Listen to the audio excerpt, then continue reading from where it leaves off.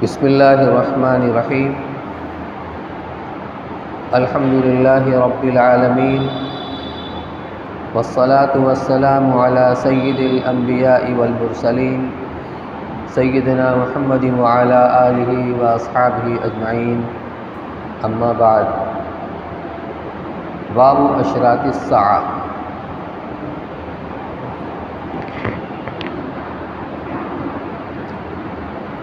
بھائیو، بزرگوں، دوستو، آج کے درس کے لیے جو انتخاب کیا گیا ہے مشکوٰۃ شریف سے، وہ ہے باب اشراط الساعہ، یعنی قیامت کی علامات کا بیان۔ قیامت کی علامتیں کچھ تو چھوٹی ہیں اور کچھ علامتیں بڑی ہیں۔ چھوٹی علامتیں ان کو علامت بعیدہ کہا جاتا ہے، اور جو بڑی علامتیں ہیں ان کو علامت قریبہ کہا جاتا ہے، جو قیامت سے بالکل قریب ہی واقع ہوں گی۔ خود حضور اکرم صلی اللہ علیہ وسلم کی بعثت قیامت کی علامت میں سے ہے۔ آپ نے فرمایا بعثت انا والساعہ کہاتین، اس طرح سے اشارہ فرمایا کہ میری بعثت اور قیامت اس طریقے سے ساتھ ساتھ ہے کہ میرے بعد اب کوئی نبی نہیں آئے گا، آئے گی تو قیامت آئے گی۔ لیکن پھر کچھ چیزیں وہ ہیں جو اگرچہ ہر زمانے میں کسی نہ کسی درجے میں پائی جاتی رہی ہیں، لیکن قیامت کے قریب بہت زیادہ شدت کے ساتھ اور کثرت کے ساتھ پائی جائیں گی، لہٰذا ان کو اشراط الساعہ یعنی قیامت کے علامات کے ضمن میں یہاں ذکر کیا گیا ہے۔ آج اس عنوان کے انتخاب کرنے کا مقصد یہ ہے کہ اس زمانے میں اور اس وقت میں شکیل ابن حنیف کا فتنہ بہت اپنے پر پیر پھیلا رہا ہے۔ بہار کے اورنگ آباد کے ضلع میں یہ شخص موجود ہے، چھپا ہوا ہے، اس کو کوئی دیکھ بھی نہیں سکتا، لیکن اس کے کارندے چاروں طرف پھیل کر اپنا کام کر رہے ہیں۔ اللہ کی بند ہے۔ یہ بھولے والے مسلمان جو دیندار نظر آتے ہیں، صوم و صلات کی پابند ہوتے ہیں، ان کے ساتھ گھل مل کر بہت معصوم بن کر دھیرے دھیرے اس زہر کا انجیکشن اندر اتارتے رہتے ہیں۔ عموماً قیامت کی جو علامات ہیں اس سے عام مسلمان واقف نہیں ہوتے ہیں، اس لیے ان کے جھانسے میں آ جاتے ہیں۔ یہ سلسلہ حضور صلی اللہ علیہ وسلم کے وفات سے پہلے ہی شروع ہو گیا تھا۔ جھوٹے مدعیان نبوت چنانچہ مسیلمہ کذاب، اس نے نبوت کا دعویٰ کیا تھا اور حضرت ابوبکر صدیق رضی اللہ عنہ کے زمانے خلافت میں اس کو قتل کیا گیا، اس فتنے کو فروغ کیا گیا۔ اسی زمانے میں اسود عنسی، اس نے بھی نبوت کا دعویٰ کیا تھا، اس کو بھی کافر کردار تک پہنچایا گیا۔ سجاع نامی ایک عورت تھی، اس نے بھی نبوت کا دعویٰ کیا تھا۔ تو رسول اللہ صلی اللہ علیہ وسلم نے یہ ارشاد فرمایا تھا کہ قیامت سے پہلے 30 جھوٹے کذاب و دجال ظاہر ہوں گے۔ دجال یہ دجل سے بنا ہے، اس کے معنی آتے ہیں فریبی، دھوکہ دینے والا۔ چونکہ دجال کو اللہ تعالیٰ بطور امتحان کے ایسی طاقت عطا فرمائیں گے کہ لوگ اس کے دھوکے میں آ جائیں گے۔ اس کے ساتھ جو جنت ہوگی وہ حقیقت میں جنت نہیں ہوگی بلکہ جہنم ہوگی، اور ان کے ساتھ جو جہنم ہوگی حقیقت میں وہ جہنم نہیں ہوگی بلکہ وہ جنت ہوگی۔ تو دکھلائے گا کچھ اور حقیقت میں ہوگا کچھ، اس چیز کو دجال کہا جاتا ہے۔ وہ سلسلہ وہ چلا آ رہا ہے، اور پچھلی صدی کے اندر تقریباً 180 سال پہلے متحدہ ہندوستان کے پنجاب کے علاقے میں جو قادیان کی ایک جگہ تھی، وہاں مرزا غلام احمد قادیانی پیدا ہوا تھا، اور اس نے پہلے مہدویت کا دعویٰ کیا کہ میں وہی مہدی ہوں جس کی خبر رسول اللہ صلی اللہ علیہ وسلم نے دی تھی، پھر اس کے بعد مسیحیت کا دعویٰ کیا اور آخر میں اس نے نبوت کا دعویٰ کیا۔ وہی سلسلہ یہاں بھی شروع ہوا ہے۔ شکیل ابن حنیف پہلے اس نے مہدویت کا دعویٰ کیا، اس کے بعد مسیحیت کا دعویٰ کیا، اور ہو سکتا ہے کہ آگے چل کر وہ بھی نبوت کا دعویٰ کر بیٹھے۔ اس لیے ہمارے بڑے بالخصوص حضرت محتیم صاحب دامت برکاتہم نے اس پر بہت زور دیا کہ مساجد کے اندر متولی اور ائمہ حضرات اس سلسلے میں پہل کریں اور اپنے عوام کو اس کی حقیقت سے روشناس کرائیں۔ اسی مناسبت سے میں نے آج اس عنوان کا انتخاب کیا ہے۔ سب سے پہلے قیامت کی چھوٹی علامت اور قیامت کی بڑی علامت، وہ روایت آپ کے سامنے پیش کی جا رہی ہے۔ عن ابی ہریرہ رضی اللہ تعالی عنہ قال قال رسول اللہ صلی اللہ علیہ وسلم اذا اتخذ الفیء دیولا والامانۃ مغنما والزکاۃ مغرما وتعلم لغیر الدین واطاع الرجل امرأته وعق امه وادنى صديقه واقصى اباه وظهرت الاصوات في المساجد وساد القبيلة فاسقهم وكان زعيم القوم ارذلهم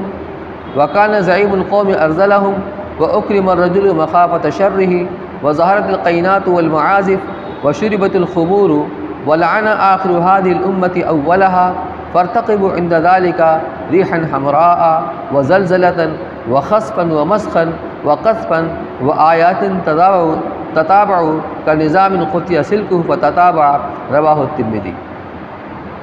اس روایت کے اندر 15 علامات گنائی گئی ہیں۔ اگرچہ یہ چیزیں پہلے زمانے میں بھی ہوتی رہی ہیں، لیکن اس زمانے میں کثرت کے ساتھ ہو رہی ہیں اور ساری کی ساری علامات ظاہر ہو چکی ہیں، جن کو قیامت کی علامات صغریٰ کہا جاتا ہے۔ کیا حضرت ابو ہریرہ رضی اللہ تعالیٰ عنہ روایت کرتے ہیں کہ رسول اللہ صلی اللہ علیہ وسلم نے ارشاد فرمایا اذا اتخذ الفیء دیولا، جب مال فے کو دولت یعنی آدمی اپنا ذاتی سرمایہ، ذاتی دولت سمجھنے لگے۔ فے کیا چیز ہوتی ہے؟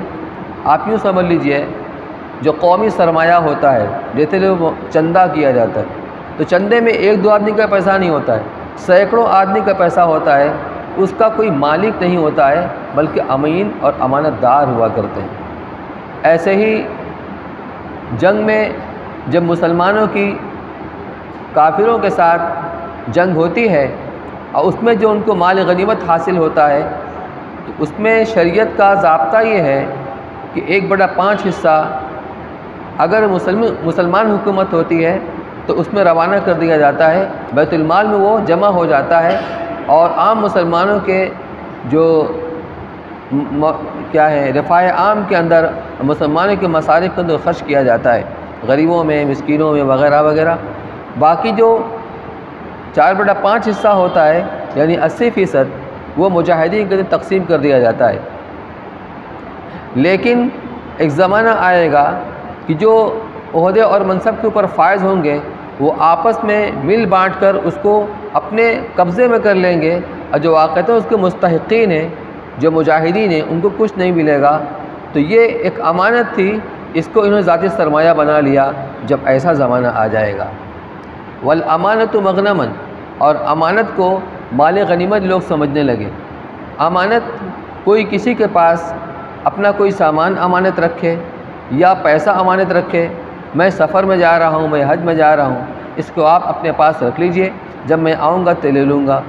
امانت کا حق یہ ہے کہ اس کی پوری حفاظت کی جائے، اس میں امین شخص تصرف نہیں کر سکتا، کسی بھی قسم کا تصرف نہیں کر سکتا، لیکن وہ بجائے اس کے کہ اس کی حفاظت کرتا، وہ اپنا ذاتی مال سمجھنے لگے۔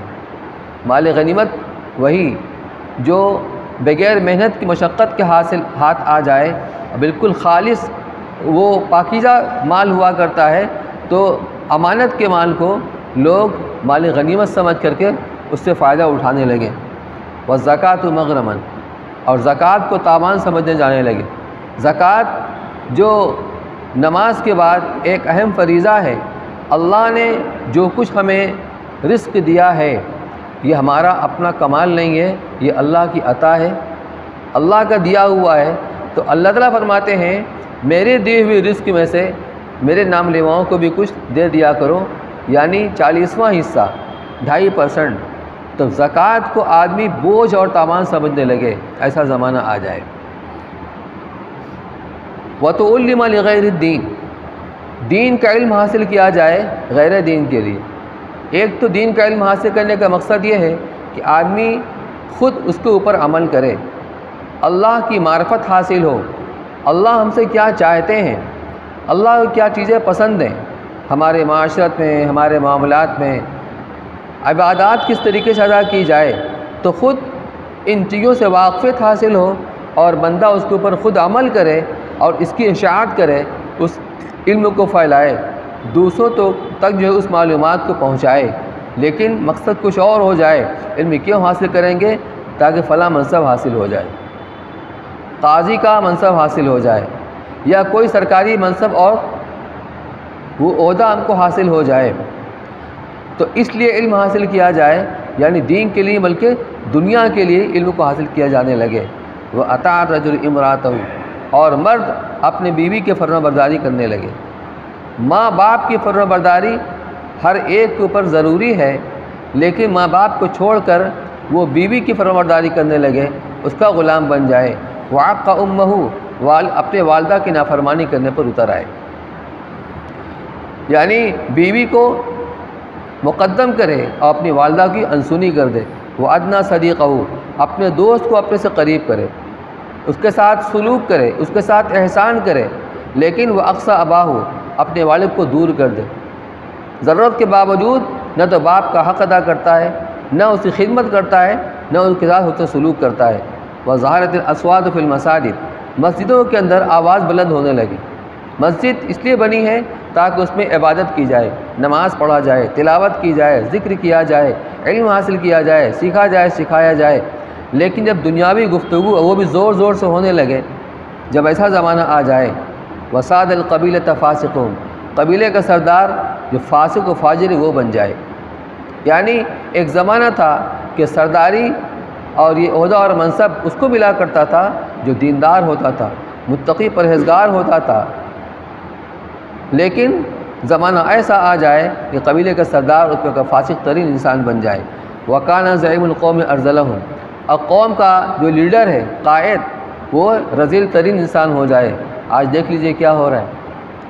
وَأُكْرِمَ الرَّجُلُ مَخَافَةَ شَرِّهِ، اور آدمی کا اکرام کیا جائے اس کے شر سے بچنے کے، شر کے اندیشے سے۔ گھر میں کیا ہے، پولیس چلا ہے، پولیس آ گئی، یا کوئی ایسا سرکاری افسر آ گیا، اب اس کے شر سے بچنے کے لیے اب آدمی اس کو مال دیتا ہے، اس کو سامان دیتا ہے، تو جب آدمی کا اکرام کیا جائے اس کے شر کے اندیشے سے، اس سے بچنے کے لیے۔ وَظَهَرَتِ الْقَيْنَاتُ وَالْمَعَازِفُ، اور گانے والیاں اور گانے بجانے کے آلات کثرت کے ساتھ ظاہر ہو جائیں۔ آج تو ہر ایک کے ہاتھ میں وہ ہے، جب چاہے آدمی اسے گانا سن سکتا ہے، تو گانے بجانے کے آلات اور گانے والیاں کثرت سے یہ ظاہر ہو جائیں۔ وَشُرِبَتِ الْخُمُورُ، اور شراب عام طور سے پی جانے لگے۔ وَلَعَنَ آخِرُ هَٰذِهِ الْأُمَّةِ أَوَّلَهَا، اس امت کے آخر میں آنے والی جماعت اور لوگ اس امت کے پہلے لوگوں کو لعنت ملامت کرنے لگے، برا بھلا کہنے لگے۔ آج بھی ایسے لوگ ہیں جو صحابہ تک کو نہیں بخشتے، ان کے اوپر بھی لعن طعن کرتے ہیں۔ فَارْتَقِبْ عِنْدَ ذَٰلِكَ رِيحًا حَمْرَاءَ، تو انتظار کرو اس وقت میں سرخ آندھی کا، وَزَلْزَلَةً، اور زمین میں زلزلہ کے آنے کا، وَخَسْفًا، اور شکلوں کے صورتوں کے بگڑ جانے کا، وَمَسْخًا، خسف کہتے ہیں دھسائے جانے کا، دھسانے کا عذاب ہوگا، وَمَسْخًا، اور شکلوں کے صورتوں کے بگڑ جانے کا، وَقَصْفًا، اور پتھروں کی بارش کا، وَآیَاتٍ تَتَابَعُ، اور اس طرح کی بہت ساری نشانیاں جو تسلسل کے ساتھ آئیں گی، كَنِظَامٍ قُطِعَ سِلْكُهُ، اس لڑی کے اندر پروئی ہوئے موتی کے طرح سے کہ جس کے دھاگے کو توڑ دیا جائے، کاٹ دیا جائے، فَتَتَابَعَ، اور اس میں سے موتی ایک کے بعد دیگرے تسلسل کے ساتھ گرنے لگے۔ اس طریقے سے وہ اللہ کی طرف سے وہ عذاب کا سلسلہ شروع ہوگا۔ یہ جتنی نشانیاں یہاں ذکر کی گئی ہیں، یہ ساری کی ساری آج ہمارے ماحول کے اندر پائی جا رہی ہیں۔ یہ تو قیامت کی چھوٹی نشانیاں ہیں، بڑی بھی سن لیجئے۔ عن حذیفہ ابن اسید الغفاری رضی اللہ تعالی عنہ قال اطلع النبی صلی اللہ علیہ وسلم علینا ونحن نتذاکر۔ فرماتے ہیں حذیفہ ابن اسید غفاری رضی اللہ تعالی عنہ کہ ہم آپس میں ایک مرتبہ تذکرہ کر رہے تھے، کس کا؟ قیامت کا تذکرہ کر رہے تھے۔ اسی درمیان میں رسول اللہ صلی اللہ علیہ وسلم تشریف لے آئے۔ فقال ما تذکرون، آپ نے پوچھا تم کس چیز کا تذکرہ کر رہے ہو؟ قالوا نذکر الساعہ، ہم نے عرض کیا حضرت ہم قیامت کا تذکرہ کر رہے تھے۔ قال انها لن تقوم حتى تروا قبل 10 آیات، فرمایا قیامت اس وقت تک نہیں قائم ہوگی جب تک کہ اس سے پہلے 10 نشانیاں نہ دیکھ لو۔ یہ 10 نشانیاں یہ بڑی نشانیاں ہیں جو قیامت کے بالکل قریب واقع ہوں گی، اس کے بعد قیامت بہت دور نہیں ہوگی۔ وہ کیا ہے؟ فذکرت دخانہ، آپ نے تذکرہ کیا اس کے بعد دھوئیں کا۔ ایک دھواں ایک قسم کا اٹھے گا اور پورے فضا کے دل محیط ہو جائے گا۔ اس دھواں کا اثر یہ ہوگا کہ مسلمانوں کو تو صرف زکام ہوگا، لیکن جو کافر اور منافق ہوں گے وہ بے ہوش ہو جائیں گے اس دھوئیں کے اثر سے، اور کچھ دن تک وہ رہے گا۔ سب سے پہلے آپ نے فرمایا دھوئیں کا تذکرہ کیا، والدجال، دجال کا آپ نے تذکرہ کیا، دجال کا خروج بالکل قیامت کے قریب ہوگا۔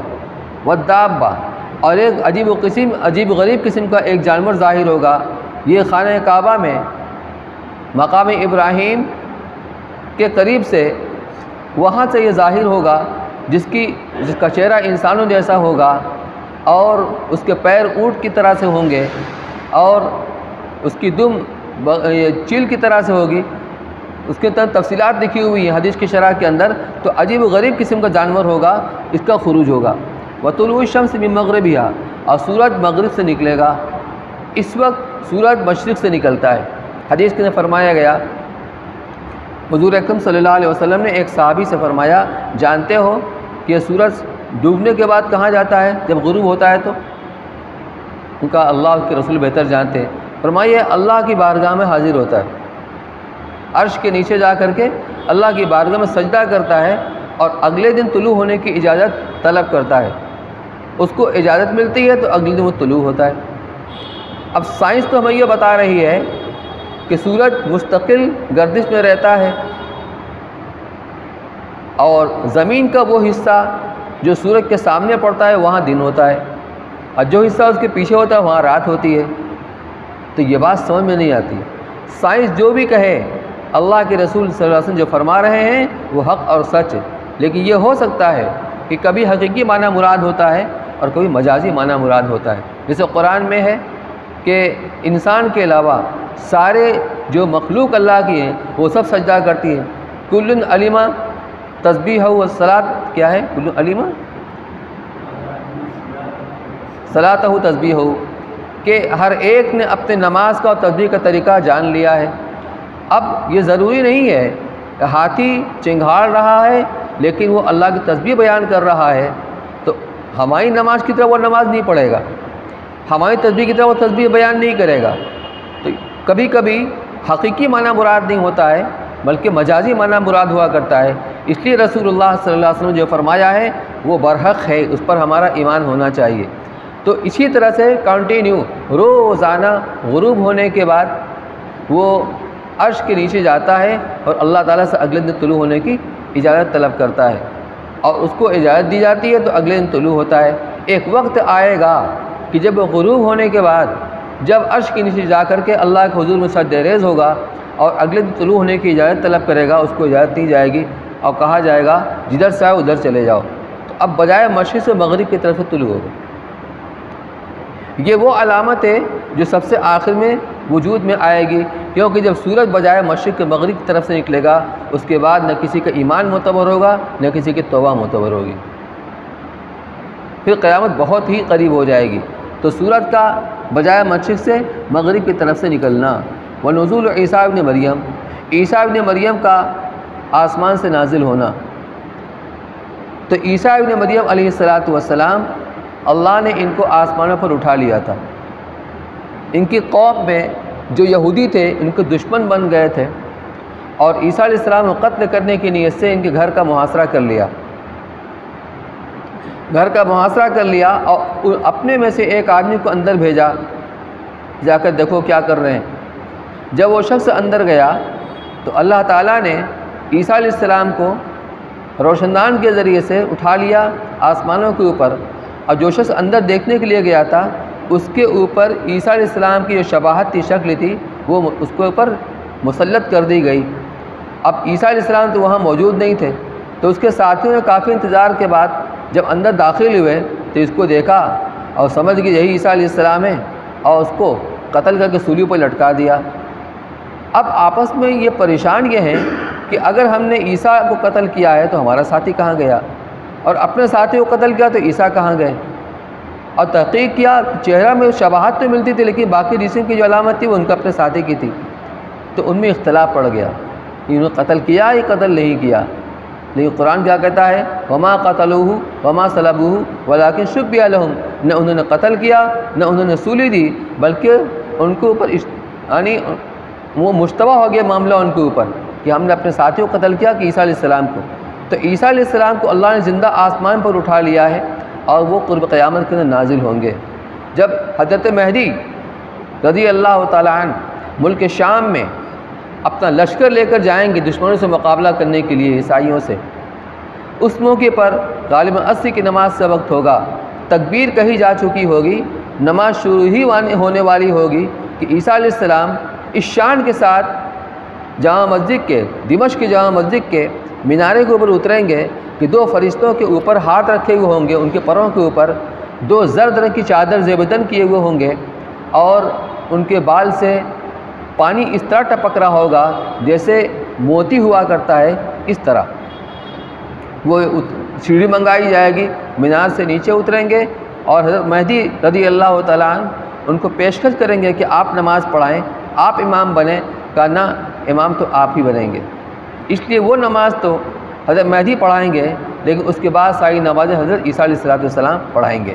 تو عیسیٰ علیہ السلام کا نزول، و یاجوج ماجوج، یاجوج اور ماجوج ان کا خروج، یہ ایک قوم ہے جو ترک اسی قوم کی ایک شاخ ہے، لیکن حضرت سکندر ذوالقرنین نے ان کو دو پہاڑوں کے درمیان میں ایک سد قائم کر کے، لوہے کی اور رانگے کی دیوار قائم کر کے اس پار کو روک رکھا ہے۔ جب قرب قیامت میں اللہ کو منظور ہوگا وہ دیوار یہ توڑیں گے اور وہاں سے نکل کر انسانی بستی کے اندر آ کر کے خوب قتل و غارت کریں گے اور فساد مچائیں گے۔ تو یاجوج ماجوج کا خروج، وثلاثۃ خسوف، اور 3 مرتبہ دھسنا، خسف بالمشرقی و خسف بالمغربی و خسف بجزیرۃ العربی، کہ مشرق کے اندر زمین دھسے گی، مغرب کے اندر زمین دھسے گی، اور جزیرہ عرب کے اندر زمین دھسے گی۔ یہ 3 علامتیں ہوئیں۔ وآخر ذالک نار تخرج من الیمن، اور سب سے آخر میں ایک آگ نکلے گی یمن سے، تطرد الناس الی محشرہم، جو لوگوں کو گھیر کر ہانک کر کے ان کے محشر کی سرزمین کی طرف لے جائے گی، سرزمین محشر یعنی سرزمین شام کی طرف لے جائے گی۔ وفی روایت، اور ایک روایت میں نار تخرج من قار عدن، ایک آگ ہے جو نکلے گی قار عدن سے، اور تسوق الناس الی المحشر، جو لوگوں کو گھیر ہانک کر کے سرزمین محشر کی طرف لے جائے گی۔ تو یہ 10 وہ بڑی علامتیں ہیں جو بالکل قیامت تک قریب واقع ہوں گی۔ تو عیسیٰ علیہ السلام کا نزول حضرت مہدی کے زمانے میں ہی ہوگا۔ یہ میں نے آپ کے سامنے رکھ دیا قیامت کی چھوٹی علامتیں اور قیامت کی بڑی علامتیں۔ اب دیکھیے حضرت مہدی علیہ السلام کے بارے میں رسول اللہ صلی اللہ علیہ وسلم نے اتنا صاف صاف وہ علامتیں بتائی ہیں، جس طرح 2 اور 2 4 ہوا کرتا ہے، ہر مسلمان کو سمجھ سکتا ہے۔ عرض کرنے کا مقصد یہ کہ ہم بھی اس کو اچھی طرح سمجھ لیں۔ یہ شکیل ابن حنیف کا فتنہ جو ہے، اس سے کارندے اور لوگ بالکل نیک اور صوم و صلات کے پابند مسلمان نظر آئیں گے، اور دھیرے دھیرے وہ ایسے لوگوں کو اپنا شکار بناتے ہیں جن کے دین کی معلومات نہیں ہوتی ہے لیکن بظاہر دیندار نظر آتے ہیں۔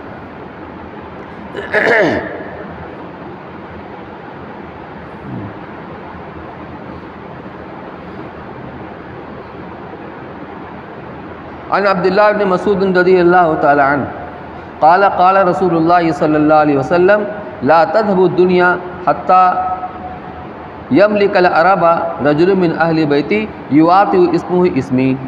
حضرت عبداللہ بن مسعود رضی اللہ تعالیٰ عنہ روایت کرتے ہیں کہ رسول اللہ صلی اللہ علیہ وسلم نے ارشاد فرمایا کہ دنیا اس وقت تک ختم نہیں ہوگی، یعنی قیامت اس وقت تک قائم نہیں ہوگی جب تک کہ ایسا نہ ہو کہ میرے اہل بیت میں سے ایک شخص عربوں کے اوپر حکومت کرے گا، وہ حضور اکرم صلی اللہ علیہ وسلم کے نسل میں سے ہوگا، یعنی حضرت حسن رضی اللہ تعالیٰ عنہ کی اولاد میں سے ہوگا، باپ کی طرف سے حسنی ہوں گے اور ماں کی طرف سے حسینی ہوں گے۔ تو جب تک ایسا نہ ہو جائے کہ میرے اہل بیت میں سے ایک شخص جو عربوں کے اوپر حکومت کرے گا جس کا نام میرے نام کے موافق ہوگا، یعنی ان کا نام بھی محمد ابن عبداللہ ہوگا، میرا نام کے موافق ان کا نام ہوگا، میرے والد کے نام پر ان کے والد کا نام ہوگا۔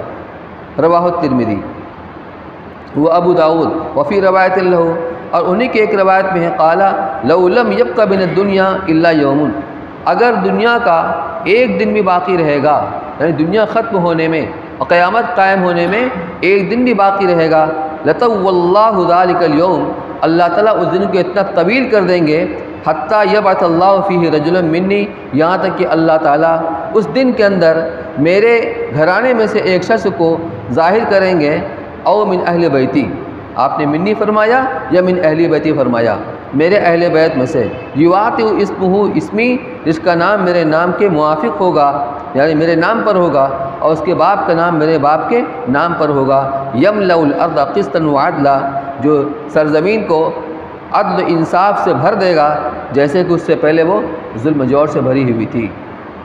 تو وہ حضرت مہدی جب آئیں گے اور ایسی حکومت کریں گے، پوری دنیا میں عدل انصاف قائم کریں گے، اس سے پہلے پوری دنیا ظلم سے کرا رہی ہوگی۔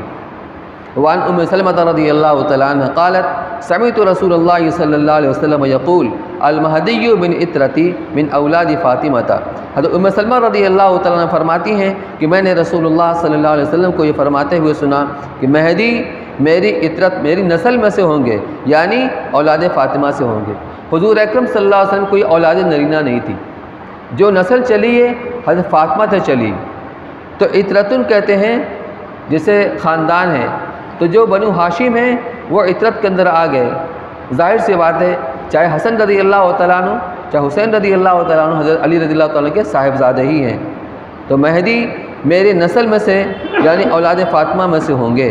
رواہ ابو داؤد۔ وعن ابی سعید الخدری رضی اللہ تعالیٰ عنہ قال قال رسول اللہ صلی اللہ علیہ وسلم المہدی منی اجل الجبہۃ اقتل الانف۔ ابو سعید خدری رضی اللہ تعالیٰ عنہ فرماتے ہیں کہ رسول اللہ صلی اللہ علیہ وسلم نے ارشاد فرمایا کہ مہدی مجھ سے ہوں گے، یعنی میری نسل سے ہوں گے، اجل الجبہۃ، ان کی پیشانی روشن ہوگی، روشن کشادہ پیشانی والے ہوں گے، اقتل الانف، ان کی ناک اٹھی ہوئی ہوگی۔ اتنی علامتیں آپ نے بیان فرمائیں۔ یملأ الارض قسطا وعدلا، جو سرزمین کو عدل انصاف سے بھر دیں گے، کما ملیت ظلم و جورا، جیسا کہ اس سے پہلے ظلم و جور سے وہ بھری ہوئی تھی۔ یملکو 7 سنین، 7 سال تک حکومت کریں گے، اس کے بعد پھر عیسیٰ علیہ السلام حکومت کریں گے۔ عیسیٰ علیہ السلام جب حکومت کریں گے تو روز زمین کے اوپر کوئی کافر باقی نہیں رہے گا، سب کے سب مسلمان ہو چکے ہوں گے۔ وعنہ عن النبی صلی اللہ علیہ وسلم فی قصۃ المہدی، وہی ابو سعید خدری رضی اللہ تعالیٰ عنہ روایت کرتے ہیں حضرت مہدی قصہ میں اللہ کے رسول نے فرمایا قال فیجیء الیہ الرجل، کہ ایک شخص آئے گا حضرت مہدی کے پاس اور کہے گا یا مہدی آتنی آتنی، ہمیں عطا کیجئے، ہمیں کچھ دیجئے۔ قال فیحسی لہو فی ثوبہ ما استطاع، فرماتے ہیں کہ پھر وہ حضرت مہدی اس کو اس سے کپڑے میں اتنا کچھ دیں گے ما استطاع ان یحملہ، جتنا وہ اٹھا سکتا ہے، چاہے دینار ہوگا چاہے درہم ہوگا، اتنا بھر دیں گے کہ جتنا وہ اٹھا سکتا ہے۔ یہ حضرت مہدی رضی اللہ تعالیٰ عنہ ہوں گے۔ وعن ام سلمۃ رضی اللہ تعالیٰ عنہ عن النبی صلی اللہ علیہ وسلم قال یکون اختلاف عند موت خلیفۃ فیخرج رجل من اہل المدینہ حاربا الی مکہ۔ حضرت ام سلمہ رضی اللہ تعالیٰ عنہ روایت کرتی ہیں کہ اللہ کے نبی صلی اللہ علیہ وسلم نے ارشاد فرمایا کہ مدینہ میں کسی بادشاہ کے موت کے بعد، اس کے مر جانے کے بعد لوگوں میں اختلاف ہوگا کہ اب بادشاہ کسے بنایا جائے، حکمراں کسے بنایا جائے، لوگوں میں اختلاف ہو جائے گا۔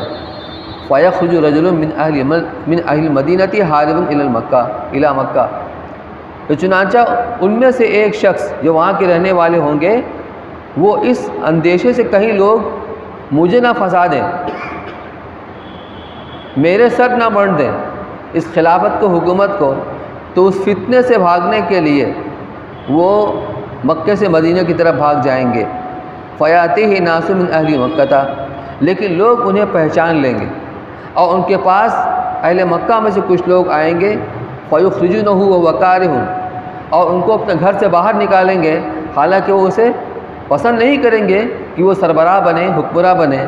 فَيُبَايِعُونَهُ بین الرکن والمقامی، لیکن زبردستی ان سے بیعت کریں گے رکن اور مقام کے درمیان، مقام ابراہیم اور حجر اسود کے درمیان میں ان سے بیعت کریں گے۔ وَيُبْعَثُ إِلَيْهِ بَعْثٌ مِّنَ الشَّامِ، اور ان کے مقابلے کے لیے شام سے ایک لشکر بھیجا جائے گا۔ فَيُخْصَبُ بِهِمْ بِالْبَيْضَاءِ بَيْنَ مَكَّةَ وَالْمَدِينَةِ، لیکن وہ لشکر ابھی یہاں پہنچے گا بھی نہیں، مکہ مدینہ کے درمیان میں بیضا نامی ایک مقام ہوگا، وہاں پورا کی پورا لشکر دھنس جائے گا، صرف ایک آدمی بچے گا، وہ خبر دینے کے لیے آئے گا حضرت مہدی رضی اللہ عنہ کے پاس۔ فَإِذَا رَأَى النَّاسُ ذَلِكَ، جب لوگ یہ عجوبہ دیکھیں گے تو سمجھ جائیں گے کہ اللہ کے رسول صلی اللہ علیہ وسلم جو پیشن گوئی کی تھی حضرت مہدی کی، یہ وہی مہدی ہیں، چنانچہ اب چاروں طرف سے لوگ آئیں گے۔ فَإِذَا رَأَى النَّاسُ ذَلِكَ، جب لوگ اس کو دیکھیں گے، أَتَاهُ أَبْدَالُ الشَّامِ وَأَصَائِبُ أَهْلِ الْعِرَاقِ، تو شام سے ابدال آئیں گے۔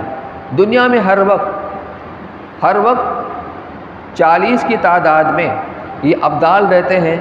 یہ ایک منصب ہوتا ہے اللہ کی طرف سے، جب کوئی اس میں سے مر جاتا ہے تو دوسرا اس کی جگہ لے لیتا ہے، گویا کہ بہت ہی نیک قسم کے لوگ یہ ہوں گے، اعلیٰ قسم کے متقی پرہیزگار لوگ ہوں گے، وہ لوگ آئیں گے ان سے بیعت کرنے کے لیے شام سے۔ وہ اصائب اہل عراقی، جو عراق کے اندر لوگ ہوں گے ان کو اصائب کہا جاتا ہے، وہی اسی کیٹیگری کے ہیں، اعلیٰ درجے کے نیک لوگ ہوں گے، متقی پرہیزگار۔ فَيُبَايِعُونَهُ، تو وہ ان سے بیعت کریں گے۔ ثُمَّ يَنشَأُ رَجُلٌ مِّن قُرَيْشٍ، پھر قریش کا ایک شخص جس کا تعلق خاندان قریش سے ہوگا، یہ ظاہر ہوگا۔ اخوالہ کلبن، اس کا نانیال بنو کلب کے اندر ہوگا، یہ ایک قبیلہ ہے عرب کے اندر، بنو کلب، اس کا نانیال بنو کلب کے اندر ہوگا۔ فیبعث الیہ بعثا، یہ بھی ایک لشکر بھیجے گا مقابلہ کرنے کے لیے حضرت مہدی سے۔ فیظہرون علیہم، لیکن حضرت مہدی کا لشکر ان کے اوپر غالب آ جائے گا اور یہ لشکر شکست کھا جائے گا۔ وذالک بعث کلب، یہ کون لشکر ہوگا؟ وہی بنو کلب والا لشکر ہوگا۔ وَيَعْمَلُ فِي النَّاسِ بِسُنَّةِ نَبِيِّهِمْ، اور وہ یعنی حضرت مہدی لوگوں کے اندر اس طرح کام کریں گے اپنے نبی کی طور طریقے پر، جو اللہ کے رسول صلی اللہ علیہ وسلم کا طور طریقہ تھا، جو آپ کے عادات و اطوار، آپ کے اخلاق تھے، اس کے مطابق یہ حکومت کریں گے۔ وَيُلْقِ الْإِسْلَامُ بِجِرَانِهِ فِي الْأَرْضِ، اور مسلمانوں کا دین اسلام جو ہے یہ اپنی گردن کو زمین پر ڈال دے گا۔ جیران کہتے ہیں اونٹ کی گردن کو، جب اونٹ اپنے مالک کے سامنے وفاداری کو ظاہر کرتا ہے تو اپنی گردن کو اس کے قدموں کے اوپر ڈال دیا کرتا ہے۔ یہاں مراد یہ ہے کہ چاروں طرف دینداری کا ماحول ہوگا، ہر طرف دینداری ہوگی۔ فَيَلْبَثُ 7 سنین، اس طریقے 7 سال تک یہ حکومت کریں گے اور 7 سال دنیا میں زندہ رہیں گے۔ ثُمَّ يُتَوَفَّى، پھر حضرت مہدی کی وفات ہو جائے گی۔ وَيُصَلِّي عَلَيْهِ الْمُسْلِمُونَ، اور مسلمانوں ان کی جنازے کی نماز پڑھیں گے۔ ان تفصیلات سے یہ بات سمجھ میں آتی ہے حضرت مہدی کون ہوں گے، اور اب جو لوگ اپنے آپ کی مہدویت کا دعویٰ کر رہے ہیں ان کا نام تو شکیل ابن حنیف ہے، وہ محمد ابن عبداللہ تھے۔ اسی طرح یہ مرزا غلام احمد قادیانی، یہ ایک کتابچہ ہے، اس کے اندر پوری تفصیل لکھی ہوئی ہے، اس کا تقابل کیا گیا ہے کہ جو علامات تھی ان کے اندر کوئی ایک علامت ان کے اندر نہیں پائی جا رہی ہے۔ اب آپ دیکھیے امام مہدی کے علامات حدیث کی روشنی میں، امام مہدی کا نام محمد ہوگا، ان کے والد ماجد کا نام عبداللہ ہوگا، وہ سید حسنی ہوں گے، وہ مدینہ طیبہ میں پیدا ہوں گے، ان کی شکل و شباہت یہ ہوگی: نورانی چہرہ، قد لمبائی مائل، رنگ و سرخ سفید، رنگ جسم کا رنگ جو ہوگا سرخ و سفید ہوگا، چہرہ چمکدار، زبان میں قدر لکنت جس کی بنا پر ہاتھ بار بار ران پر ماریں گے۔ ان کو لوگ حجر اسود اور مقام ابراہیم کے درمیان میں پہچان کر ان سے بیعت کریں گے۔ ان کو کہاں نصیب ہے؟ چاہے مرزا غلام احمد قادیانی ہو، شکیل ابن حنیف ہو یا گوہر شاہی، ان کو وہاں جانا ہی نصیب نہیں ہوا۔ یہ بیعت کرنے والے 313 افراد ہوں گے، بعد میں یہ تعداد بڑھ جائے گی حتیٰ کہ 70,000 بھی ہوگی۔ امام مہدی کے ہاتھ پر بیعت خلافت کی شہرت ہونے پر شام، عراق اور مدینہ طیبہ کے عام مسلمان اولیاء و ابدال حاضر خدمت ہو کر بیعت میں شامل ہوں گے۔ ایک لشکر شام سے حملہ کرنے کے ارادے سے آئے گا، جیسا بھی آپ نے سنا، اور یہ لشکر بیضا کے مقام پر دھنس جائے گا۔ اس کے بعد دوسرا لشکر ایک قریشی شخص جس کا نام سفیان ہوگا اور اس کی ماں قبیلہ کلب سے ہوگی، امام مہدی پر حملہ کرے گا، مگر یہ لشکر بھی شکست دکھا جائے گا۔ امام مہدی کا ظہور 40 سال کی عمر کے بعد ہوگا۔ آپ کا علم وہابی اور کسی استاد سے پڑھے بغیر ہوگا۔ شام، عراق وغیرہ کے عیسائیوں سے جنگ کریں گے، دجال کا مقابلہ کریں گے، اور آخری مقابلہ میں دجال حضرت عیسیٰ علیہ السلام کے ہاتھوں مارا جائے گا۔ آپ دمشق کی جامع مسجد میں ہوں گے کہ حضرت عیسیٰ علیہ السلام نازل ہوں گے۔ حضرت عیسیٰ علیہ السلام ایک نماز امام مہدی کی اقتداء میں ادا کریں گے۔ امام مہدی کی خلافت 7 سے 9 سال کی ہوگی۔ حضرت عیسیٰ علیہ السلام کی موجودگی میں ان کی وفات ہوگی اور وہی جنازہ پڑھائیں گے۔ اس وقت روئے زمین کے تمام مسلمانوں کے خلیفہ اور حاکم یہی ہوں گے۔ آپ کی خلافت سے پہلے رمضان میں چاند اور سورج کا گرہن ایک ہی ماہ میں ہوگا، یہ بھی ایک علامت ہے۔ حضرت مہدی کے ظہور کی علامت یہ بھی کہ اس سے پہلے رمضان کے اندر چاند اور سورج کا گرہن ایک ہی مہینے کا رمضان کے اندر ہوگا۔ مدینہ سے مکہ، مکہ سے خلیفہ بن کر پھر مدینہ، اس کے بعد عراق، شام، قسطنطنیہ اور دمشق کا سفر ہوگا، پھر دمشق کی وفات بھی ہوگی۔ امام مہدی کی عمر 49 سال کی ہوگی۔ یہ علامات ہیں امام مہدی کی۔ اور حضرت عیسیٰ علیہ السلام کی جو علامات ہیں اس کے بھی آپ سن لیں۔ ان کا نام عیسیٰ ہوگا، ان کو عیسیٰ ابن مریم ماں کی طرف منسوب کہا گیا ہے۔ وہ حاکم عادل ہوں گے، دمشق کی جامع مسجد کے مشرقی مینارے پر نازل ہوں گے۔ اس وقت 2 زرد رنگ کی چادر پہنے ہوئے ہوں گے۔ امام مہدی موجود ہوں گے، مسجد میں نماز کی صفیں لگ چکی ہوں گی، اقامت کہی جا چکی ہوگی کہ حضرت عیسیٰ علیہ السلام 2 فرشتوں کے سہارے مینارے پر آ جائیں گے۔ ان کا رنگ سرخ و سفید ہوگا، جسم شفاف ہوگا، سر جھکائیں گے تو بوندیں ٹپکتے محسوس ہوں گی، اٹھائیں گے تو موتی کے قطرے گرتے ہوئے محسوس ہوں گے۔ کافر ان کے سانس سے مر جائیں گے، دجال کا پیچھا کریں گے، حتیٰ کہ باب لط پر دجال ان کے ہاتھ سے مارا جائے گا۔ حضرت عیسیٰ علیہ السلام کی موجودگی میں امام مہدی کی وفات ہوگی اور وہی جنازہ پڑھائیں گے۔ صلیب کو توڑ دیں گے، خنزیر کو قتل کریں گے، جزیہ منسوخ کریں گے۔ آپ کی خلافت میں اتنا امن و امان ہوگا کہ شیر آدمی کو نقصان نہ پہنچائے گا، سانپ انسان کو نہ کاٹے گا، روئے زمین پر صرف اسلام ہوگا، ہر قسم کا کفر ختم ہوگا، لہذا جہاد منسوخ کریں گے، ہر چیز میں برکات ہوں گی، ایک انار ایک گھر کو کافی ہوگا وغیرہ۔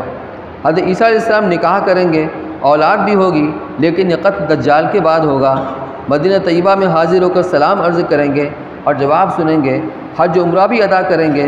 حضرت عیسیٰ علیہ السلام باوجود نبی ہونے کے امام مہدی کے ماتحت رہنا پسند کریں گے، 40 سال زمین میں رہیں گے اور بحیثیت حاکم رہیں گے۔ ان کے عہد میں شیر اونٹوں کے ساتھ، گائے چیتے کے ساتھ اور بھیڑیے بکریوں کے ساتھ، بچے سانپوں کے ساتھ کھیلا کریں گے اور کوئی کسی کو نقصان نہ پہنچائے گا۔ حضرت عیسیٰ علیہ السلام مدینہ طیبہ میں روضہ اقدس میں حضرت رسول اکرم صلی اللہ علیہ وسلم کے پاس دفن ہوں گے، اور قیامت میں ابو بکر عمر رضی اللہ تعالیٰ عنہما کے درمیان سے دونوں یعنی حضرات حضور اکرم صلی اللہ علیہ وسلم اور عیسیٰ علیہ السلام اٹھیں گے۔ یہ علامات تھی، یہ ان وقتوں کو کہاں سے نصیب ہوگی؟ اس لیے اس کو اچھی طرح سمجھ لیا جائے کہ جو آپ نے علامتیں بتائی ہیں اس کے مطابق ابھی وہ وقت نہیں آیا ہے۔ کب آئے گا اللہ ہی بہتر جانتا ہے۔ دعا فرمائیے۔ اللہم صلی علی سیدنا و شفیعنا نبینا مولانا محمد وبارک وسلم۔ ربنا ظلمنا انفسنا وان لم تغفر لنا وترحمنا لنكونن من الخاسرین۔ لا الہ الا انت سبحانک انی کنت من الظالمین۔ اللہم ان قلوبنا ونواسینا وجوارحنا بیدک لم تملکنا منا شیئا فاذا فعلت ذلك بنا فكن انت ولينا واهدنا الى سواء السبيل۔ اللهم لا سهل الا ما جعلته سهلا وانت تجعل الحزن سهلا اذا شئت۔ لا اله الا الله الحليم الكريم۔ سبحان الله رب العرش العظيم۔ الحمد لله رب العالمين۔ نسألك موجبات رحمتك وعزائم مغفرتك والعصمة من كل ذنب والغنيمة من كل بر والسلامة من كل إثم. لا تدع لنا ذنبا إلا غفرته ولا هما إلا فرجته ولا كربا إلا نفسته ولا ضرا إلا كشفته ولا دينا إلا أديته ولا مريضا إلا شفيته وعافيته ولا حاجة من حوائج الدنيا والآخرة إلا قضيتها ويسرتها يا أرحم الراحمين. اللهم إنا نسألك إيمانا كاملا ويقينا صادقا وقلبا خاشعا ولسانا ذاكرا وتوبة نصوحا وتجارة لن تبور وتوبة قبل الموت وراحة عند الموت ورحمة ومغفرة بعد الموت والعفو عند الحساب والفوز بالجنة والنجاة من النار. اللهم أجرنا من النار يا مجير يا مجير يا مجير. اللهم إنا نسألك رزقا طيبا حلالا واسعا وعلما نافعا وعملا متقبلا. اللهم اغفر لأمة سيدنا مولانا محمد صلى الله عليه وسلم. اللهم ارحم على أمة سيدنا مولانا محمد صلى الله عليه وسلم. اللهم أحي الدين في حياة أمة سيدنا مولانا محمد صلى الله عليه وسلم. اللهم اشف مرضى أمة سيدنا مولانا محمد صلى الله عليه وسلم. اللهم ارحم على موتى أمة سيدنا مولانا محمد صلى الله عليه وسلم. اللهم انصر الإسلام والمسلمين. اللهم انصر الإسلام والمسلمين. اللهم أعز الإسلام والمسلمين. اللهم فزل الإسلام والمسلمين. اللهم دمر أعداء الدين. اللهم إنا نسألك من خير ما سألك منه نبيك سيدنا مولانا محمد صلى الله عليه وسلم ونعوذ بك من شر ما استعاذك منه نبيك سيدنا مولانا محمد صلى الله عليه وسلم. أنت المستعان وعليك البلاغ ولا حول ولا قوة إلا بالله العلي العظيم. ربنا تقبل منا إنك أنت السميع العليم وتب علينا إنك أنت التواب الرحيم. وصلى الله تعالى على خير خلقه سيدنا محمد وعلى آله وصحبه أجمعين برحمتك يا أرحم الراحمين.